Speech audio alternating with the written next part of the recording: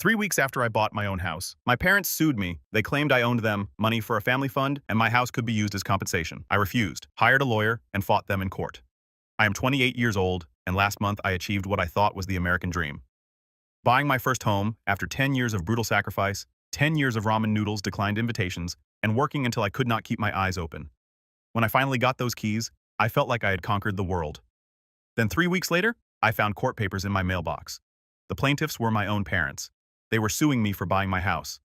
Let that sink in. Growing up in a middle-class neighborhood in Boston, I never thought my childhood was particularly unusual. My parents, Karen and Robert Anderson, provided a comfortable life for me and my younger brother, Brian. We had a nice house in the suburbs, took annual family vacations to Cape Cod, and never worried about putting food on the table. From the outside, we looked like the perfect American family, but beneath that picturesque surface was a different reality.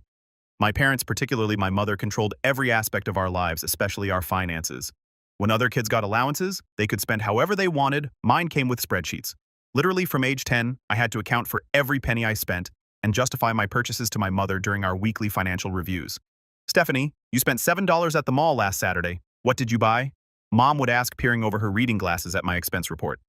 "Just some hair clips, Mom. They were on sale. Did you need new hair clips? I count 17 in your drawer already." This level of scrutiny followed me throughout my teenage years. When I got my first part-time job at 16 working at the local grocery store, my parents insisted I open a joint bank account with them so they could guide my saving habits. What this really meant was they monitored every transaction and questioned anything they deemed unnecessary. My brother Brian, 2 years younger than me, handled their financial micromanagement differently. He embraced it, internalized their values, and became the perfect financial protege. While I dreamed of independence, Brian seemed comfortable with the oversight, often reporting my suspicious spending to our parents like some sort of financial hall monitor. When I was 17, I discovered my mother had been opening my mail, including college scholarship offers and financial aid information. The confrontation that followed revealed her true intentions. "College is an unnecessary expense," she declared. "You can live at home, go to community college, and contribute to the family fund instead." The family fund was something my parents had mentioned with increasing frequency as we reached our teen years. Apparently, every Anderson was expected to contribute a significant portion of their income to this collective pot that my parents controlled. Its purpose remained conveniently vague, but the expectation was crystal clear. That night, I made a decision that would define the next decade of my life. I was going to break free from their financial control. Whatever it took, I applied for every scholarship available, worked extra shifts, and saved in a secret account I opened, using my friend's address for statements. When acceptance letters arrived, I chose a university 3 states away with the best financial aid package. The night I told my parents I was leaving, my father's face turned a shade of purple I had never seen before. "You are throwing away everything we have built for this family," he said, his voice dangerously quiet. "If you walk out that door, do not expect our support."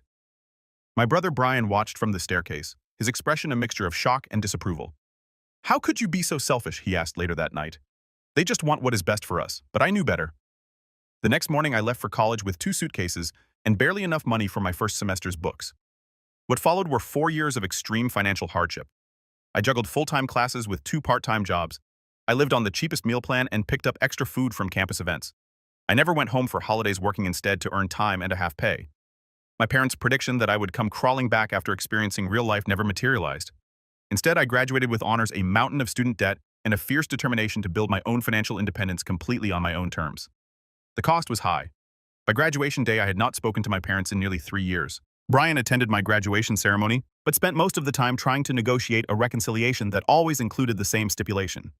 I needed to recognize my financial obligation to the family. I refused. As I moved into my post-college life, I carried with me both the burden of being financially alone in the world and the determination that one day I would have something that was truly mine, something no one could control, monitor, or take away from me. Little did I know that this dream would eventually lead to facing my own family in court. After college graduation, I landed an entry-level position at a marketing firm in Philadelphia. The starting salary was $132. Not terrible for a first job, but hardly enough to live comfortably in a major city, especially with $45,000 in student loans hanging over my head. But I had a plan, one that would require extraordinary discipline and sacrifice. I rented a tiny room in a rundown house with 3 other roommates. My space was barely 9 feet by 7 feet, essentially a converted walk-in closet, but it only cost $400 a month, including utilities. The communal bathroom was always dirty. The kitchen perpetually smelled like someone had burned curry, and privacy was non-existent. But it was cheap, and cheap was what I needed. My daily routine was brutal. I woke at 5:30 in the morning to commute using the cheapest public transportation options, often walking several miles to save on bus fare. My primary job ran from 8:30 to 5:30, but instead of heading home, I would work at a local coffee shop from 6 to 10 in the evening 3 nights a week. Weekends were not for relaxation. They were for my retail job at a clothing store where I worked another 16 hours. "You are going to burn yourself out," warned my roommate Tasha, who often came home to find me asleep on my laptop at our tiny kitchen table. Life is not just about saving money, but for me it was. Every dollar was meticulously accounted for. My budget was a masterpiece of financial restriction. Rent $400, utilities contribution included. Phone $1.25. Transportation $160. Groceries $120. Student loan payments $380. Health insurance $180. Internet split 4 ways $15. Miscellaneous necessities $50. That left approximately $850 each month to save, which I automatically transferred to a high-interest savings account the moment my paycheck hit. I never checked the balance. The temptation to spend would be too great. I just trusted the math and kept going. My meals were a rotating selection of the cheapest possible options. Breakfast was always oatmeal with a spoonful of peanut butter for protein.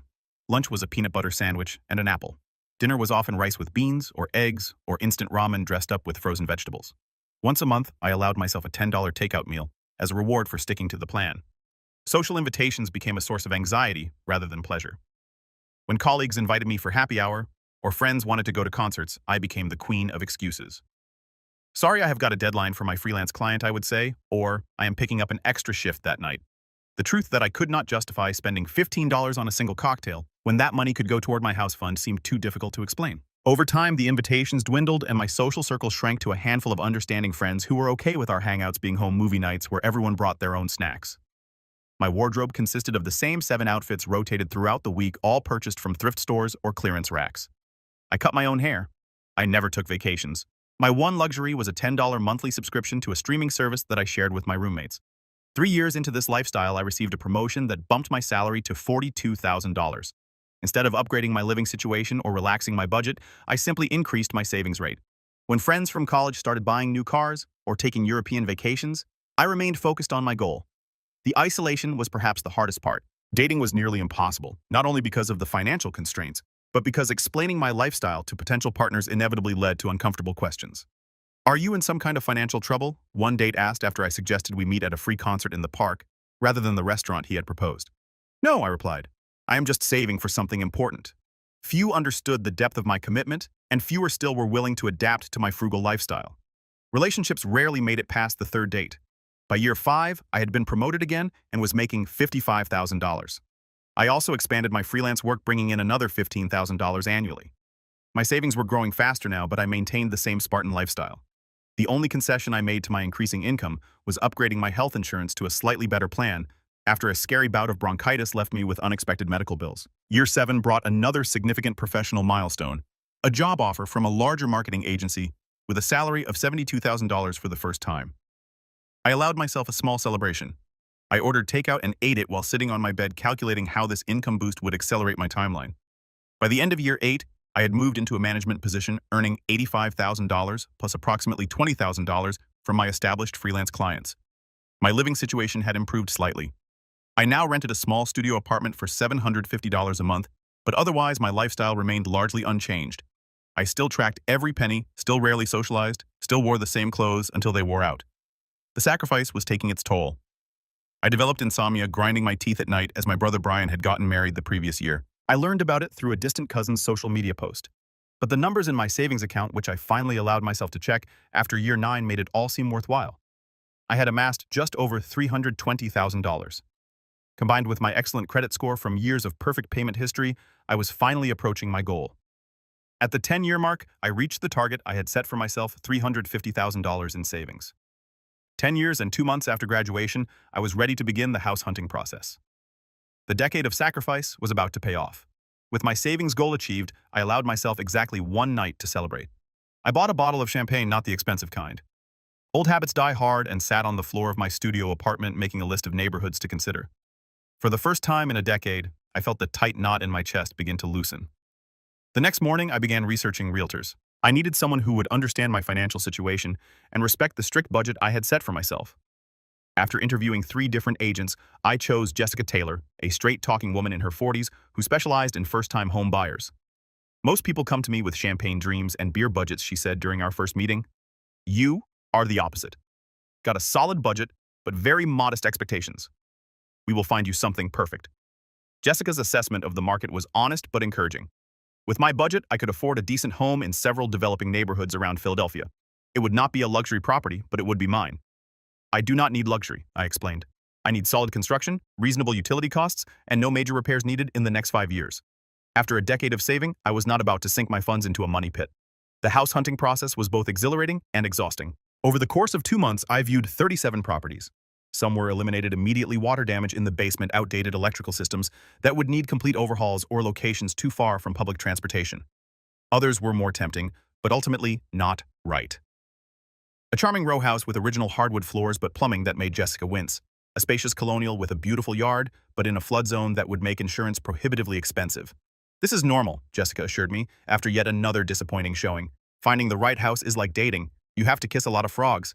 Then on a rainy Tuesday, we visited a modest 3-bedroom house in a neighborhood that was on the upswing. It was not perfect. The kitchen needed updating.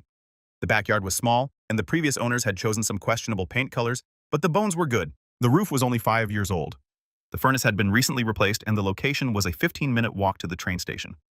As I walked through the rooms, I could envision what they could become with some paint and simple renovations I could do myself over time. The asking price was $290,000, comfortably within my budget, even after setting aside funds for closing costs and an emergency repair fund. I want to make an offer, I told Jessica as we stood in what would potentially be my home office. Are you sure we still have 5 more houses to see this week? She reminded me. I nodded. This one feels right. We submitted an offer of $275,000 that evening. The next morning, the seller countered with $285,000. After a brief negotiation, we settled at $282,000. The inspection revealed no major issues, just the cosmetic updates I had already anticipated. The mortgage approval process was smooth thanks to my exceptional credit score and substantial down payment. I opted for a 15-year fixed-rate mortgage rather than the standard 30-year, another way to save money in the long run. The weeks leading up to closing were filled with paperwork, phone calls, and a growing sense of anticipation. I allowed myself to browse second-hand furniture websites during my lunch breaks, planning how I would gradually furnish my new home without breaking my budget. Finally, closing day arrived. I sat at a table surrounded by strangers, signing document after document until my hand cramped. When the seller's agent handed me the keys, I had to fight back tears. "Congratulations, homeowner," Jessica said, giving me a quick hug. "You did it." That evening, I drove to my new house and spent that first night on an air mattress in the master bedroom, too excited to sleep. I made lists of small projects I could tackle immediately: painting the bedrooms, replacing the bathroom fixtures, cleaning the slightly musty basement. In the morning, I would buy cleaning supplies and begin making this house my home. Over the next few weeks, my colleagues congratulated me. Though few understood the magnitude of what I had accomplished, my closest friend Alicia helped me paint the living room and kitchen, expressing amazement at my journey. "I cannot believe you did this all on your own," she said, as we applied a second coat of pale blue to the kitchen walls. "No family help, no inheritance, no partner to split costs with, just you." Her words filled me with pride, but they also triggered a realization I had been avoiding. I still had not told my family about the house. Despite our estrangement, some part of me had always hoped that achieving this milestone might bridge the gap between us. Perhaps they would finally understand that my rejection of their financial control was not about rejecting them as family. After much deliberation, I decided to reach out. I composed a brief email to my parents with my new address and a photo of the house, adding that they were welcome to visit if they wished. To Brian, I sent a similar message with a bit more personal information, hoping my brother might serve as an intermediary. Their responses would shatter any hope of reconciliation and set in motion events I could never have anticipated. 3 days after sending those emails, my phone rang with my brother's number. It was the first time we had spoken in over 2 years, and my heart raced with nervous anticipation. "What the hell do you think you are doing?" His voice was cold, controlled anger vibrating through each syllable. "Why?" "What? I just wanted to share my news with you, and you bought a house. With what money?" "Stephanie?" The question confused me. "With my money. I have been saving for 10 years. Brian's laugh was bitter. "Right? Because an entry-level marketing job pays enough to buy property these days." I tried to explain my journey of multiple jobs, the extreme frugality of the promotions, but he cut me off. "Mom and Dad want to see you this Sunday. Family dinner at 6. He hung up before I could respond. That Sunday, I drove the 2 hours to my parents' house with a knot in my stomach. The house looked exactly as I remembered. The same neatly trimmed hedges, the same beige siding, the same ceramic welcome sign my mother had painted at a community class years ago. My father opened the door before I could knock. He had aged since I had seen him last, more gray in his hair, deeper lines around his mouth. "Stephanie." No hug, no smile, just my name as he stepped aside to let me in. In the dining room, my mother was setting the table with the good china, the set reserved for Thanksgiving and Christmas. Brian and his wife Emma sat stiffly on the couch. No one seemed happy to see me. Dinner was a tense affair. We ate my mother's pot roast in near silence, broken only by Emma's nervous attempts at small talk about the unusually warm weather. When my mother brought out apple pie for dessert, my childhood favorite, I foolishly thought it might signal a thawing. As I took my first bite, my father cleared his throat. "So, Stephanie, tell us about this house." I described the property with cautious enthusiasm, mentioning the neighborhood, the small yard, my plans for renovations, and how much did this house cost. My mother asked, her fork poised halfway to her mouth. $282,000, I answered honestly. "That is quite a sum," my father said. "And you managed to save this all by yourself, with no help." "Yes, I have been working multiple jobs and living extremely frugally." "It has not been easy, but that is not possible," my mother interrupted, setting down her fork with a sharp clink against the china. "Not with your salary and student loans. I have been promoted several times, and I do freelance work on the side," I explained, my appetite disappearing. "I can show you my savings records if you do not believe me." "What we believe," my father said, his voice dangerously quiet, "is that you have taken what is not yours." The accusation hung in the air like a noxious gas. I looked around the table, my father's clenched jaw, my mother's thinned lips, Brian's refusal to meet my eyes. "What are you talking about? I have not taken anything from anyone." My mother's laugh was brittle. 10 years of not contributing to the family fund. 10 years of keeping what should have been shared, and now you flaunt your selfishness by buying property. I struggled to comprehend what she was saying. "The family fund, but I have not lived at home or received any financial support from you since I left for college." "That is not how family works, Stephanie," my father said. "Everyone contributes. Everyone benefits. Your brother has been contributing 30% of his income since he started working. That fund was meant for all of our futures, including yours eventually." "But you never told me what the money was for," I protested, "and I have been supporting myself entirely." "Which was your choice," my mother snapped, "but the obligation remains. We calculate you owe approximately $95,000 to the family fund based on what your income should have been these past 10 years. I nearly choked. "You expect me to give you $95,000 for what?" "For your family." Brian finally spoke, looking up with disappointment etched across his face. "Emma and I have delayed having children because we are contributing responsibly. We have put off buying our own home. Meanwhile, you have been hoarding money for yourself." "That is not fair," I said, my voice rising. "I worked 3 jobs at times. I lived in a closet-sized room with 3 roommates. I ate ramen noodles for years to save this money. And now you will make it right," my father said firmly. "You will sell the house, contribute what you owe to the family fund, and we can put this unpleasantness behind us." I stood up so quickly my chair tipped over backward. "I will not sell my house. That money is mine. I earned every penny through sacrifice you cannot even imagine." My mother's face hardened. "Then you leave us no choice." 2 weeks later, a courier delivered legal papers to my new home. My parents were suing me for $95,000, claiming I had misappropriated family resources and breached family financial agreements. They were demanding that the court place a lien on my new house until I paid what they claimed I owed. I sat on my newly purchased second-hand couch, legal documents trembling in my hands as the full weight of their betrayal crashed over me. The family I had hoped to reconnect with was not just rejecting me, they were trying to take from me the one thing I had worked a decade to achieve. The morning after receiving the lawsuit papers, I called in sick to work for the first time in my professional life. I spent hours researching online, trying to understand how my parents could possibly have legal grounds to sue me for money I had earned myself. The concepts I encountered, constructive trusts, implied contracts, familial financial obligations, left me increasingly panicked. Could they really take my house? Could a decade of sacrifice be erased by some obscure legal principle I had never heard of? By noon, I realized I needed professional help. I could not afford an expensive attorney, but I could not afford to lose my house either. After calling 8 law firms and explaining my situation, I found Michael Rivera, a family law attorney, who offered a free initial consultation. "This is unusual," Michael said, reviewing the lawsuit documents in his modest office later that day. "Is it even legal?" I asked. "They have not given me any money since I was 18. How can they claim I owe them anything?" Michael leaned back in his chair. "They are claiming something called a constructive trust, essentially arguing that there was an implied agreement that you would contribute to this family fund. They are saying your ability to save money was only possible because of the advantages they gave you, raising you, educating you, instilling financial discipline. But that is what parents are supposed to do," I protested. "I agree, but family law can get complicated. The good news is, their case seems primarily built on emotional appeals rather than solid legal ground. The bad news is, defending yourself will not be cheap or quick." Michael's retainer was $350 money I had earmarked for painting the exterior of my house. I wrote the check with a shaking hand, the first major unplanned expense in over a decade. Over the next few weeks, Michael helped me prepare my defense. We gathered every financial record I had: bank statements, pay stubs, tax returns documenting my income and savings patterns for the past 10 years. I contacted former roommates who could testify to my frugal lifestyle, employers who could verify my jobs, even the college financial aid office for records showing I had received no parental support. Meanwhile, the lawsuit was taking an emotional toll.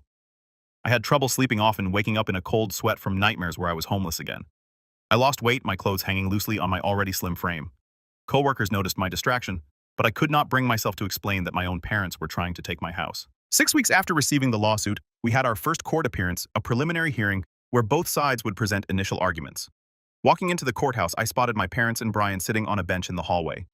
My mother wore her church clothes, a conservative blue dress and pearl necklace. My father had on his only suit, the one he wore to funerals and weddings. They looked like respectable, concerned parents, exactly the image they wanted to project. They did not acknowledge me as I passed. Inside the courtroom, their attorney, James Wilson, was an imposing man in his 60s with a perfectly tailored suit and an air of absolute confidence. As he spoke to the judge, he painted a picture of parents who had sacrificed everything for their children, only to have one child selfishly refuse to participate in the family's financial collective. "The Andersons created a family fund that all members contribute to, Your Honor," Wilson explained smoothly. "This has been a family tradition explicitly discussed since their children were teenagers. Brian Anderson has faithfully contributed his share. Stephanie Anderson not only refused to contribute, but has used family resources, including the financial education and support she received throughout her formative years, to secretly amass wealth for herself alone." The judge, an older woman named Judge Peterson, turned her sharp gaze to me. "And you are claiming there was no such agreement, Miss Anderson?" Michael stood. "Your Honor, my client acknowledges that her parents mentioned a family fund, but there was never any agreement that she would contribute. More importantly, she has been financially independent since age 18, receiving no support from her parents during college or beyond. The money she saved was earned entirely through her own hard work, often working 3 jobs simultaneously while living in substandard housing to maximize her savings." The judge reviewed some of the documents we had submitted. "You claim to have saved $350,000 for a house down payment while working entry-level jobs." "Yes, Your Honor," I replied, finding my voice. "I can document every dollar I earned and saved over the past decade." "Impressive, if true," she mused before turning back to my parents' attorney. "Mr. Wilson, what evidence do you have of this alleged agreement beyond the family's verbal claim?" Wilson presented several exhibits: birthday cards I had sent years ago mentioning being family-minded, a high school essay I had written about financial responsibility, family photos showing what he called a close-knit unit with shared values. It seemed flimsy to me, but Judge Peterson took it all in without revealing her thoughts. "This case requires more detailed examination," she finally said. "I am scheduling a full hearing for next month. In the meantime, no liens will be placed on Miss Anderson's property, but she is ordered not to sell or refinance the property until this matter is resolved." As we left the courtroom, I felt a momentary relief that my house was not immediately at risk, but the battle was far from over. "Round 1 to us," Michael said quietly as we gathered our documents, "but they are going to come back stronger. They will likely try to depose some of your friends' colleagues, maybe even your college roommates, looking for any statement you might have made about family financial obligations." The next few weeks were a blur of preparations. I took unpaid time off work to help Michael prepare our case further, straining my now limited finances. We gathered additional documentation letters from former employers, praising my work ethic, statements from college financial aid officers, confirming I had received no parental support, even receipts showing my extreme frugality over the years. My parents' attorneys sent intimidating requests for documents, everything from my childhood diaries to records of every conversation I had ever had about the family fund. Michael assured me these were largely scare tactics and helped me respond only to legitimate legal requests. 2 days before the full hearing, I received a text message from Brian. "It is not too late to settle this. Sell the house, contribute what you owe, and we can be a family again." I did not respond. The morning of the hearing arrived with a knot of anxiety so tight in my stomach that I could not eat breakfast. I dressed in the most professional outfit. I owned a navy blue dress I had found at a consignment shop years ago, kept for important client meetings. The courtroom seemed more crowded this time. My parents had brought several family friends as character witnesses. I recognized my Aunt Martha's sister, who had always sided with my parents in any family dispute. There was Pastor Collins from their church and the Wilsons' longtime neighbors who had watched me grow up. On my side of the courtroom sat 2 former roommates who had agreed to testify: my first boss, Allison, from the marketing firm, and Alicia, my closest friend, who had helped me paint my new house. The contrast was not lost on me: family versus chosen family. The hearing began with my parents' testimony. My father spoke about the family's long-standing financial philosophy, claiming it had been clearly communicated to both children from an early age. "We always taught our children that family comes first," he said solemnly. "Financial resources are to be shared for the collective good." Stephanie understood this principle. She simply chose to reject it when it suited her. My mother's testimony was more emotional. She described sacrifices they had made for my education, the financial wisdom they had tried to impart, and her heartbreak at my betrayal. "We only want what is fair," she said, dabbing at her eyes with a tissue. "Brian and Emma have delayed starting their family to meet their obligations. Stephanie needs to do the same. Their attorney presented enlarged photographs of family dinners, holiday gatherings, and my high school graduation attempting to establish the image of a close conventional family with shared values and expectations. He introduced financial records showing Brian's regular contributions to the family fund and contrasted them with my absence of contributions. When it was our turn, Michael started with a straightforward question to my mother. Mrs. Anderson, you claim that Stephanie has an obligation to contribute to the family fund based on benefits she received growing up. Is that correct? Yes, of course. And would you say providing food, shelter, education, and guidance are things parents are legally obligated to provide for their children? My mother shifted uncomfortably. Well, yes, but so you are seeking financial compensation for fulfilling your legal obligations as parents. That is not fair. You are twisting my words, my mother protested. Michael moved on to my father. Mr. Anderson, did you provide any financial support to Stephanie during her college years? She chose to attend an expensive out-of-state university against our advice, my father replied stiffly. We would have supported her if she had followed our financial plan. So, that is a no, Michael clarified. And since her college graduation, have you provided her with any financial assistance whatsoever? Housing, health insurance, car payments? No. Thank you. That is all I needed to establish. My former roommate Tasha testified next, describing our cramped living conditions and my extreme frugality. Stephanie never ate out, never bought new clothes, worked all the time. We used to worry about her because she never did anything fun. It was all work and save, work and save. Allison. My first boss spoke about my work ethic. Stephanie was always the first to volunteer for overtime. She took on projects no one else wanted for the extra compensation. Many times, I found her working through lunch or staying late without even claiming the hours. When it was my turn to testify, I felt strangely calm. The initial shock and hurt had crystallized into something harder, more resolute. Miss Anderson, Michael began, could you explain to the court how you saved enough money to purchase your home? I detailed my financial journey of multiple jobs, the tiny living spaces, the years of ramen noodles, and declined social invitations. I explained my budgeting system, the automatic transfers to savings, the promotions I had earned through dedication and hard work. Did your parents provide any financial assistance during this 10-year period, Michael asked? None, I said firmly. I have been completely financially independent since I left for college at 18. And was there ever an explicit agreement that you would contribute to this family fund? No. It was mentioned as something they expected, but I never agreed to it. After I left for college, they made it clear that I was on my own financially, if I did not follow their plans. My parents' attorney's cross-examination was aggressive, attempting to trip me up by suggesting I had benefited from family financial wisdom and privileges that enabled my savings.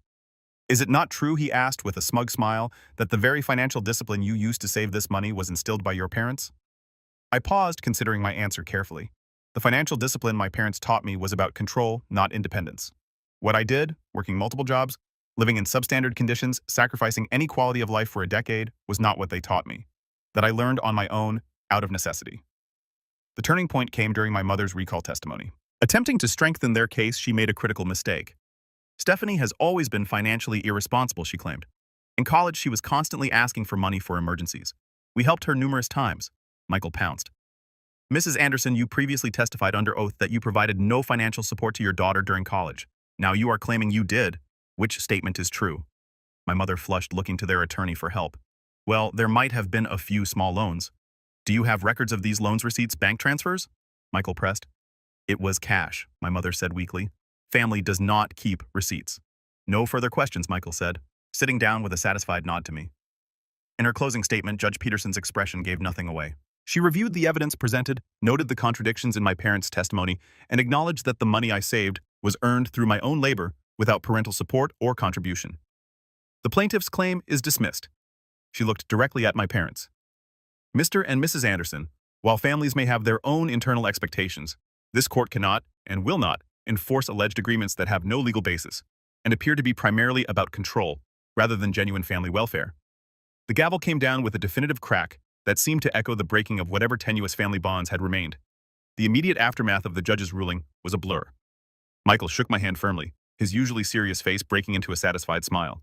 Congratulations, your house is safe. I should have felt triumphant. Instead, I felt hollow. I glanced across the courtroom to where my parents sat, my mother's face buried in her hands, my father's arm around her shoulders, his expression stony. Brian stood nearby, whispering something to their attorney, occasionally shooting glances in my direction. As I gathered my documents, a court officer approached. Miss Anderson, your family is being escorted out separately to avoid any confrontation. You can leave through the main doors in about 10 minutes. I nodded numbly, thanking him for the consideration I had not thought to request. Michael helped me pack our evidence into my worn messenger bag, giving me practical advice about filing the judgment and ensuring the case was formally closed in the property records. Will they appeal? I asked quietly, They could try, but they do not have grounds. The judge was very clear, Michael assured me. This is over, Stephanie. You won.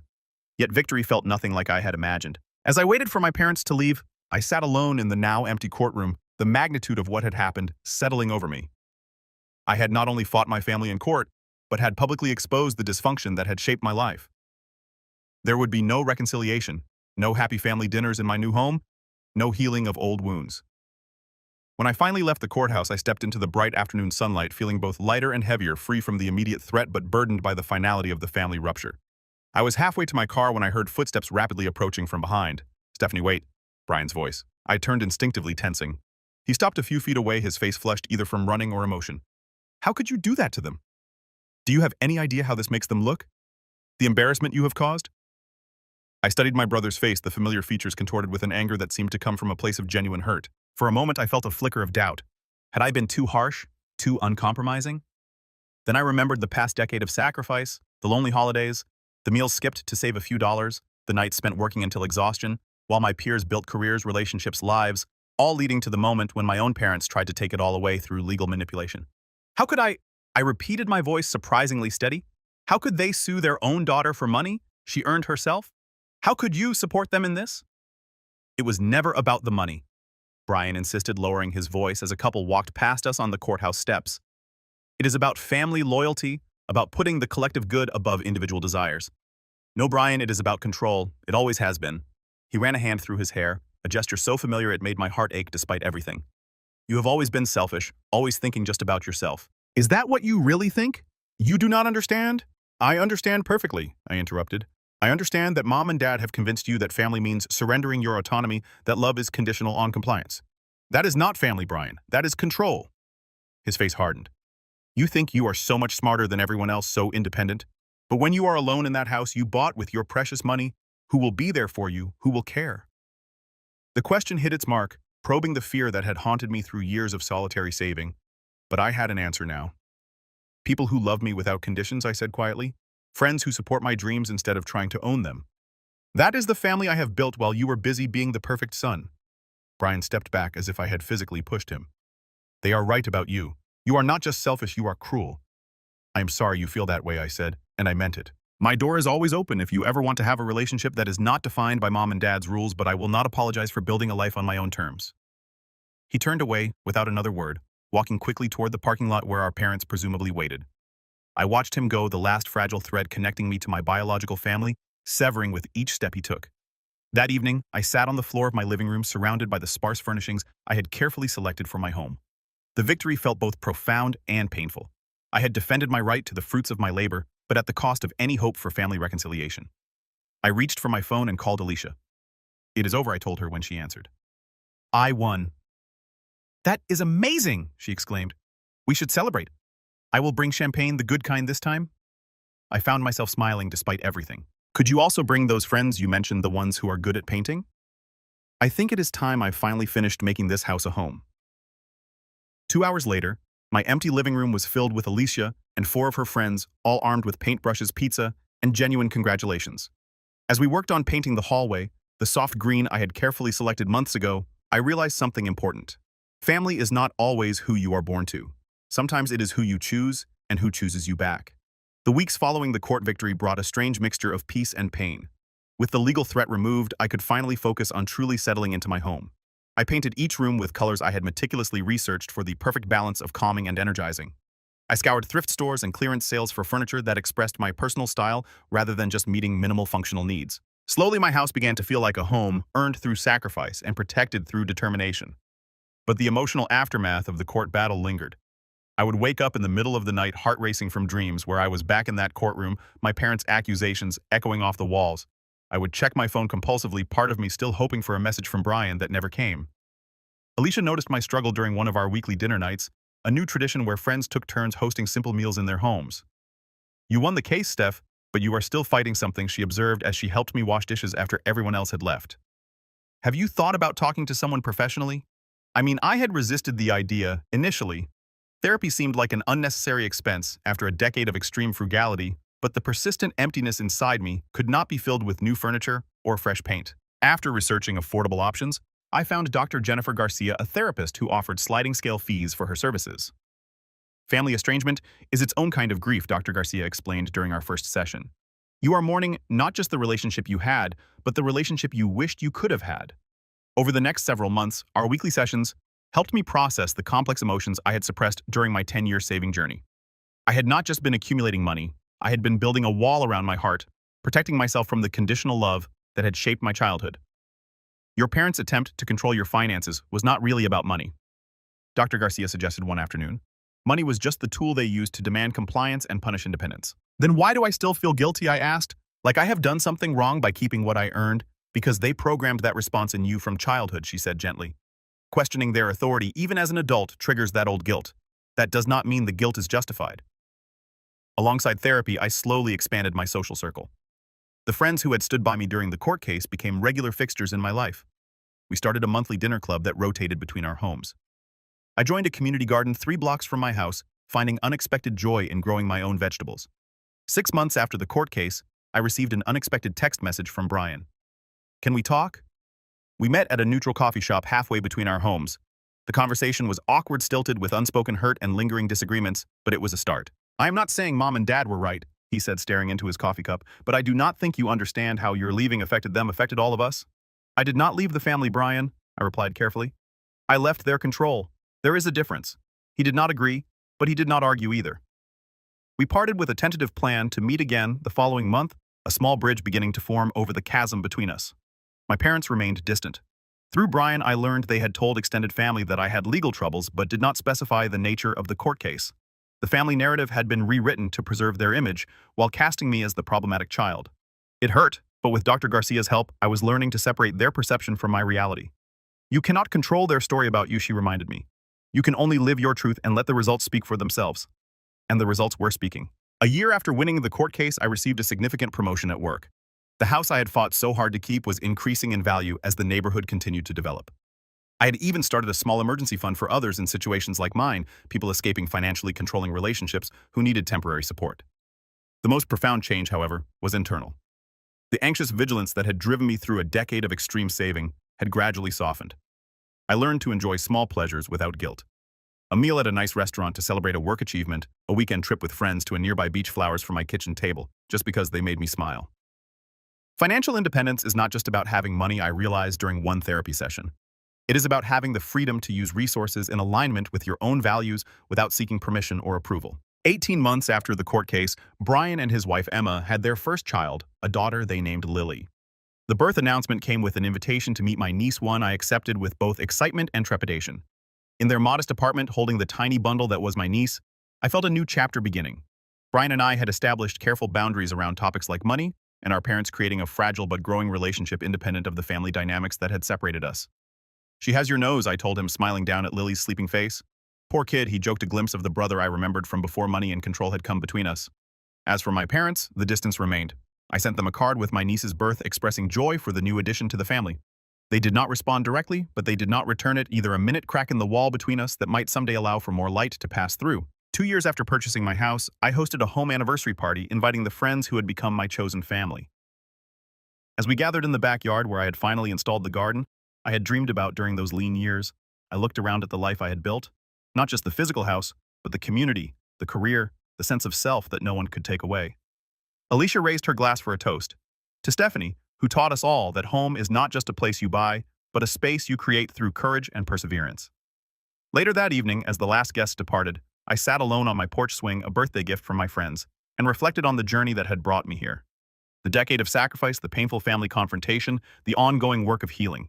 The hardest lesson had not been how to save money or how to defend myself in court. It had been learning that sometimes the people who should support you most are the ones you need to establish the firmest boundaries with. That true family is defined not by blood or obligation, but by respect and unconditional support. That independence, financial and emotional, is not selfish but necessary for authentic relationships. My house stood solid around me, sheltering not just my physical self, but the person I had become through adversity. A person who knew her worth, who understood the difference between sacrifice and surrender, who recognized that the most valuable thing she owned was not the property, but the freedom it represented. Have you ever had to stand up to family pressure to follow your own path? I would love to hear your stories in the comments below. Remember that your dreams are worth fighting for, even when those closest to you do not understand. If this story resonated with you, Please like, subscribe, and share it with someone who might need to hear that it is okay to create boundaries even with family. Thank you for listening to my journey, and remember, sometimes the family we choose is the one that truly helps us grow.